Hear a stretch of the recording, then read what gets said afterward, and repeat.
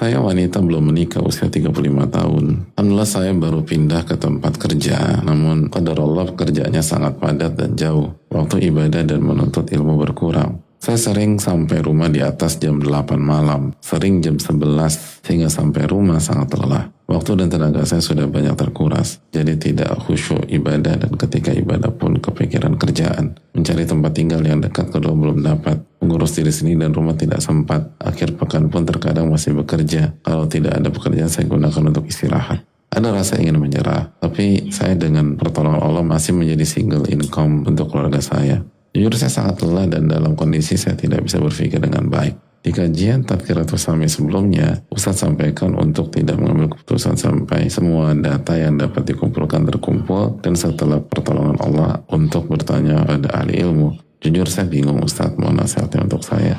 Yang pertama, jangan buat keputusan kecuali di atas ilmu dan banyak minta tolong kepada Allah. Perhatikan niat kita karena intas tukila yastuka, jika Anda jujur kepada Allah akan wujudkan cita-cita Anda. Lalu yang berikutnya, musyawarah dengan ahlinya. Wasyawirum fil amr, dan bermusyawarah dengan mereka dalam segala urusan. Manusia terbaik, terjenius, yang paling banyak ilmunya, dapat wahyu, itu masih disuruh musyawarah oleh Allah SWT. Jadi musyawarah itu penting.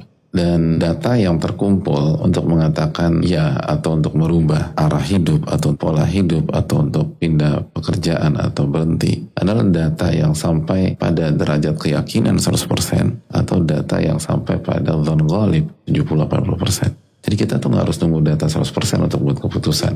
Tapi kalau datanya misalnya 50-50 atau datanya masih 40%, 30%, 20%, maka jangan ambil keputusan yang merubah. Dalam ilmu usul kembali ke kaidah, kembali ke kondisi yang sedang kita lakukan. Karena datanya nggak komplit. Karena itu bukan ilmu. 50-50 itu syak. Kaidah mengatakan keyakinan tidak bisa hilang hanya karena keraguan. Kalau data di bawah 50 apalagi. Itu dalam ilmu usul fikih waham, hanya asumsi. Dan dalam konteks seperti ini, sarannya sebaiknya penanya cari aktivitas lain. Karena yang pertama terlalu padat sehingga tidak bisa ngapa-ngapain lagi. Sampai waktu ibadah dan menuntut ilmu berkurang. Kalau ini maksudnya amal ibadah yang sunnah, maka insya Allah masih ditolerir jika pekerjaan kita untuk menutupi fardu ain, yaitu mencari nafkah. Tapi kalau sampai ibadah wajib dan menuntut ilmu yang wajib bermasalah, maka ini menunjukkan kita sudah melampaui batas dan harus dirubah. Karena jadi tidak khusyuk beribadah. Dan ketika ibadah jadi kepikiran kerjaan ini udah gak sehat. Justru sebaliknya, Nabi SAW ketika ada masalah dan seterusnya, ya Bilal arih Nabi sholat. Kita break dulu untuk melakukan sholat. Dan itu adalah para nabi. Pola para nabi itu idza hazamal amru sholat rakaatain. Kalau sedang pelik-peliknya, maka mereka akan break sholat 2 rakaat. Bukan gak sempat sholat atau capek sehingga gak sholat atau pas sholat kepikiran kerjaan. Enggak.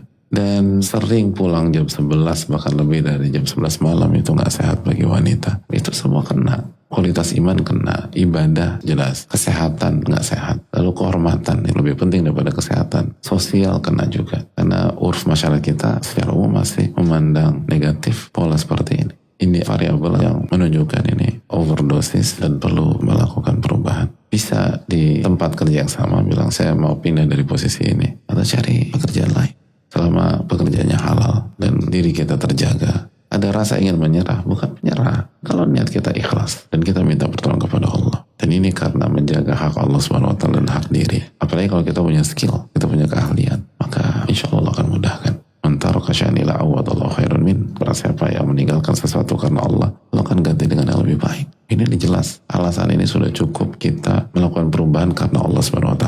Maka insya Allah akan kasih yang lebih baik. Dan sebaliknya kalau kita tetap bertahan, maka hak Allah akan terbengkalai. Iman akan turun, ibadah akan berantakan. Semakin gak berkah. Jadi udah capek, letih, gak ada keberkahan. Dan Allah